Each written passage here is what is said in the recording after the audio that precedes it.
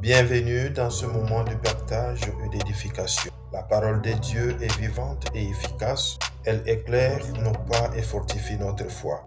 Ouvrons nos cœurs donc, car aujourd'hui, le Seigneur nous parle. Bien-aimés dans le Seigneur, si quelqu'un veut marcher à ma suite, qu'il renonce à lui-même, qu'il prenne sa croix et qu'il me suive. Tels sont les mots de Jésus-Christ en ce 22e dimanche du temps ordinaire, année A, dans l'évangile de Saint Matthieu chapitre 16, du 21e au 27e verset. Et commençons notre méditation au nom du Père et du Fils et du Saint-Esprit. Amen.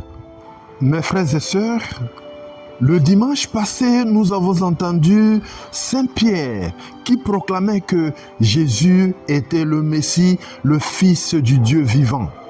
Et en ce 22e dimanche du temps ordinaire, année A, c'est le même Pierre qui veut retenir Jésus et l'empêcher de monter à Jérusalem afin de subir le supplice de la croix.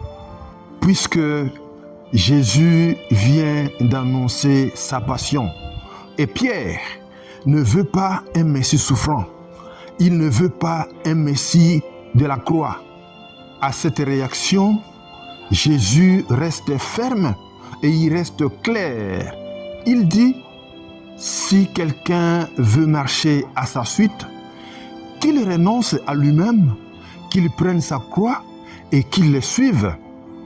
Mes bien-aimés, la croix n'est pas d'abord ces morceaux de bois, signe de souffrance. Dans notre vie quotidienne, la croix prend le visage d'un pardon difficile qu'on peut accorder à une personne qui nous a trahis, une personne qui a détruit notre réputation. La croix prend aussi la forme d'une maladie qui a duré longtemps, la forme d'une déception, la forme d'un sacrifice pour sa famille, la forme à la fidélité à sa foi dans un monde qui devient de plus en plus athée. La croix peut être aussi cette personne que nous n'aimons pas, cette personne qui rend notre vie difficile. Dès lors, notre réflexe ressemble à celui de Pierre. Fuir ce qui fait mal, s'éloigner de la souffrance.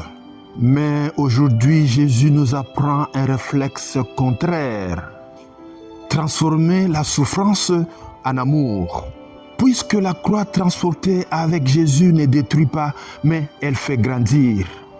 Mes frères et sœurs, vous n'êtes pas sans ignorer qu'aujourd'hui, chacun veut à tout prix vivre heureux. Voilà ce qui est normal. Mais malheureusement, il y a certaines personnes qui s'engagent à des pratiques ténébreuses pour éviter le mal, pour éviter la souffrance. Voilà pourquoi, mes bien-aimés, aujourd'hui, le Christ nous pose une question décisive. Que servira-t-il à un homme de gagner le monde s'il vient à perdre son âme? Nous courons souvent derrière l'argent, derrière les succès, mais parfois nous oublions l'essentiel, notre relation avec Dieu et notre relation avec les autres.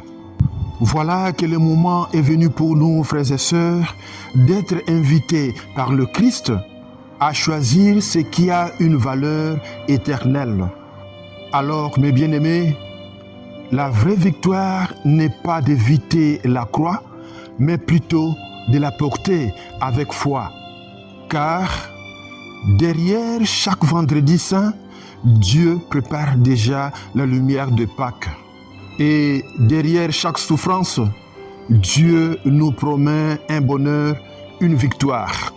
Raison pour laquelle, mes bien-aimés, je vous invite à ne plus fuir vos différentes croix quotidiennes, mais plutôt de les vivre et de les porter avec le Christ dans l'amour et dans l'espérance. En recevant ces enseignements que l'Église nous donne aujourd'hui, je vous demande de le partager à vos frères et sœurs.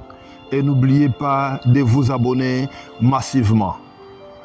Le Seigneur soit avec vous et que Dieu Tout-Puissant dans sa miséricorde vous bénisse, le Père et le Fils et le Saint-Esprit. Amen. Demeurez dans la paix du Christ.